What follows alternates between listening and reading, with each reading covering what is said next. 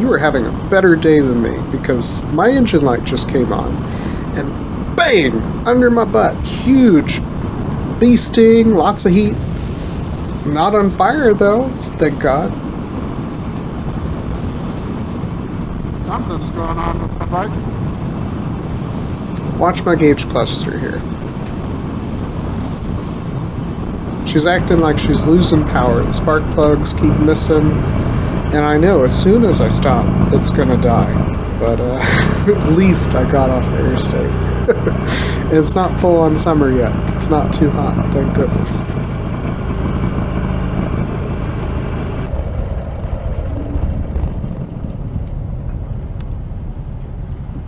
But this is gonna be a painful video. There's a couple of little highlights along the way. But I'm going to end up pushing this bike about 2 miles. Stay with me.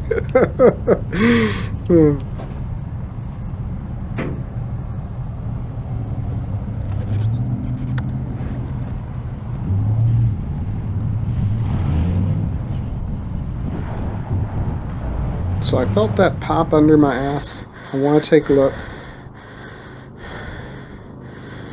Oh, no fire, so that's good. It's a little hard to see in the video, but there's some damage under the seat, like there was a little tiny explosion. There is something rubbing though. Oh, I see it. So we'll be more about that later, but the positive wire in the harness was rubbing the negative battery terminal. I see it. I got an idea. Let's take a sock. Everything good? Yeah, I've got a problem. I might have to push it, but I'm alright, thank you. What's going on? The wiring rubbed the negative battery terminal. It did what? The wiring was rubbing the battery terminal. Okay. Do you need any tape or anything? Is it like more the Yeah, I put a sock between the wires and the battery. Okay, okay. Will get me home. Thank you. Oh, it's no problem. I actually just called my brother and told him he's headed up here for work. I told him to bring my tools and everything just in case you needed anything. I appreciate that. Oh, it's no problem. Your ride? Sorry? Your ride? I had a Ninja 250 for about 3 months.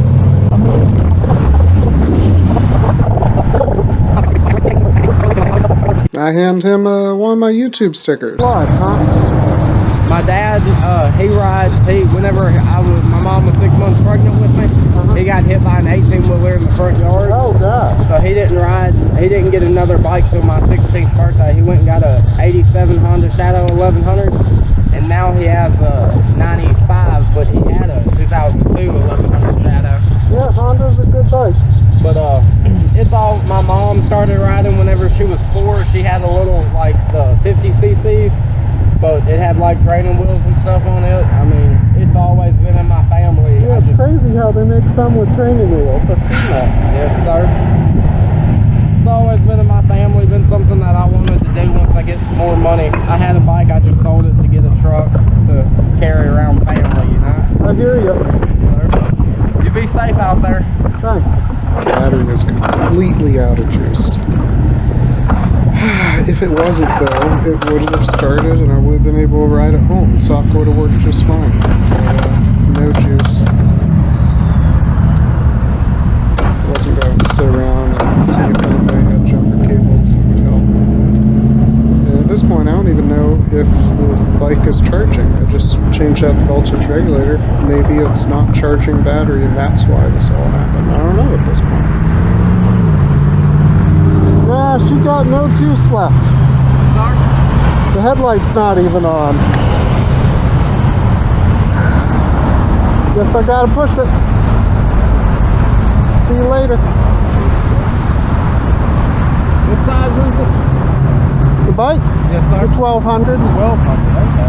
Yeah, it's a Sportster motor. Oh, is it? Yeah. Oh. I'm sure that's fast. It can get up there. I got a ticket going 100 a couple weeks ago. I'm just happy it didn't stall on the interstate. That would really suck to push this thing on the interstate. And the whole reason why I haven't geared down yet is because I don't know if somebody could hit me. And hell, if I take my helmet off and a car hits me, it's the end.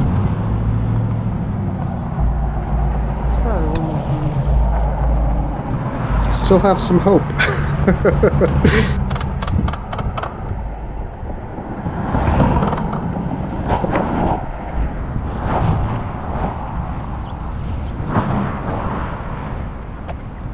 And this whole time, you know, I'm not feeling bad for myself. I'm just thinking the weather's nice. It's not summer. How nice is it that I'm not sweating too much? This is stupid. Look at this. These cars are waiting on the shoulder to pull into the drive-thru at Popeyes. Love that chicken from Popeyes. Ooh, ooh. But yeah, if you're pushing a bike on the side of the road, sometimes people are drifting in their lane because they're texting and they could hit you.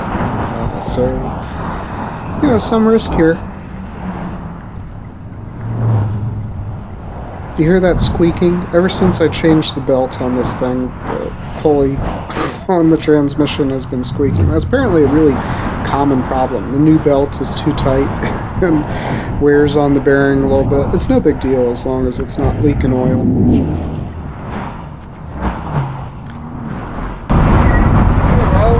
need gas or something?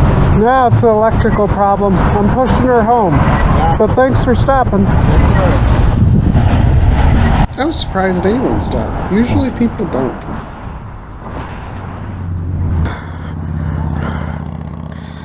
There's a Harley guy not stopping. Don't blame anybody for not stopping though. I'm surprised those folks did. The last time a bike left me stranded was right here. And I'm about as tired as I was when I got that one home. So the journey's half over, folks. That's a funny story. This Honda had passed way too close to me and I rev bombed him. And then a loose ground wire totally disconnected. I couldn't figure it out, so I had to push it. And then as soon as I looked at the wiring, that was a 2-minute fix. And I'm not going to leave you on a cliffhanger. This is also an easy fix. I didn't have any problem riding the bike every day again. No downtime, no waiting on parts. I got lucky that this thing has a relay in it that cycles power so it didn't melt the wiring harness when the full 12 volts was going through it.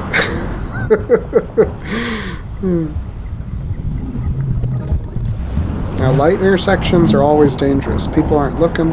Fudge. Right, I'm almost home. That next set of lights, I turned into the neighborhood. The biggest concern here is not holding the bike up and it toppling on that side. Why don't you get a tow, Ian? It'll take even longer for a tow truck to get out of here than for me to just walk it.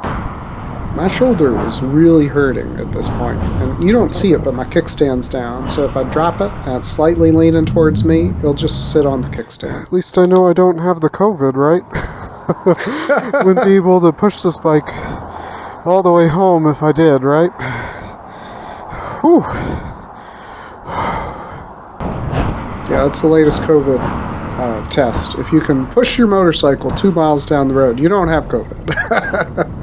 I'm just kidding. That is not my professional opinion.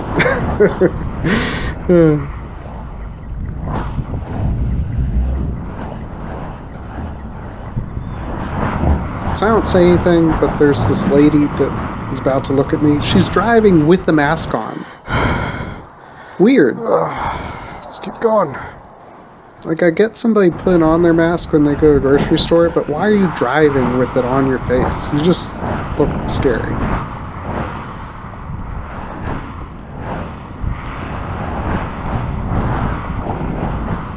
I think this time lapse kind of looks cool, though. What do you think?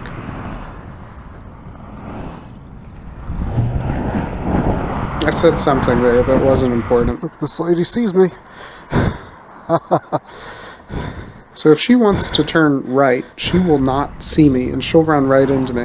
And I said something about, if she does, they'll just drop the bike and run. Oh, poor little birdie. Could you see that? There's a dead bird on the ground. Always makes me sad. That dive bar is pretty kicking.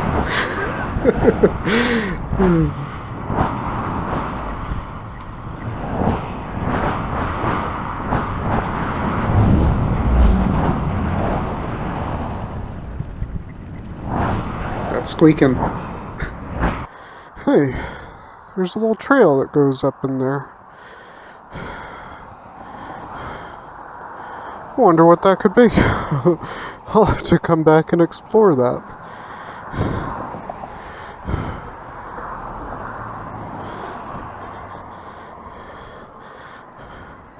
I'll look on Google Maps what it is before I do, though. So as you can see, there shouldn't be anything back there. But there's definitely somebody walking up and down that path a lot. So something's back there. I haven't been there yet, but I'm curious. Alright, I'm past the part I was worried about. Shouldn't get hit by a car in this parking lot.